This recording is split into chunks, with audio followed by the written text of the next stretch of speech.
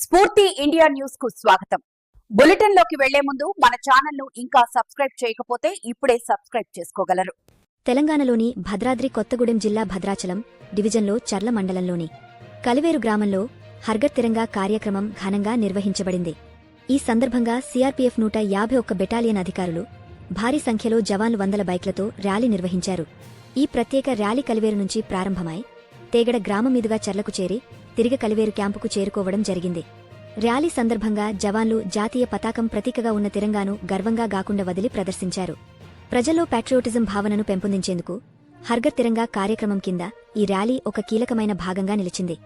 CRPF అధికారులు మాట్లాడుతూ దేశభక్తి భావనని పిలుస్తూ ప్రతి ఒక్కరికీ ఈ కార్యక్రమం ఒక స్ఫూర్తిగా నిలవాలని, జాతీయ గీతం, జాతీయ పతాకం పట్ల గౌరవం చూపడం మన బాధ్యత అని తెలిపారు. స్థానిక ప్రజలు కూడా ఈ కార్యక్రమంలో ఉత్సాహంగా పాల్గొన్నారు. హర్ఘర్ తిరంగా కార్యక్రమం భాగంగా నిర్వహించిన ఈ బైక్ ర్యాలీ కలివేరు, తేగడ, చర్ల ప్రాంతాల్లో పౌరుల దృష్టిని ఆకర్షించింది. దేశభక్తి గాంభీర్యాన్ని వృద్ధి చేయడంలో ఈ ర్యాలీ చేసిన పాత్ర ఎంతో విశేషం. ఈ ర్యాలీ విజయవంతంగా ముగియడంతో సిఆర్పీఎఫ్ అధికారులు తదుపరి కార్యక్రమాలకు సిద్ధమవుతుండగా ప్రాంతీయ ప్రజలలో జాతీయ జెండా పట్ల గౌరవం మరియు దేశభక్తి స్ఫూర్తిని పెంపొందించేందుకు మరిన్ని చర్యలు తీసుకోవాలని పేర్కొన్నారు. కలివేరు సిఆర్పీఎఫ్ క్యాంపులో హర్ఘర్ తిరంగా కార్యక్రమం ఘనంగా జరిగింది. 100 జవాన్లు వాహనాల ర్యాలీతో ప్యాట్రియాటిక్ స్ఫూర్తిని ప్రదర్శించి ప్రాంతీయ ప్రజలలో జాతీయ పతాకం పట్ల గౌరవాన్ని పెంపొందించారు.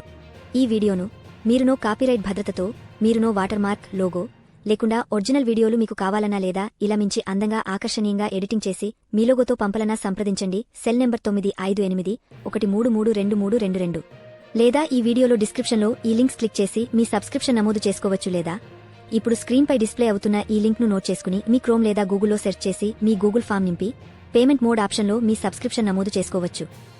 Stay tune. స్ఫూర్తి ఇండియా న్యూస్, ఇది సామాన్యుడి చేతిలో అస్త్రం.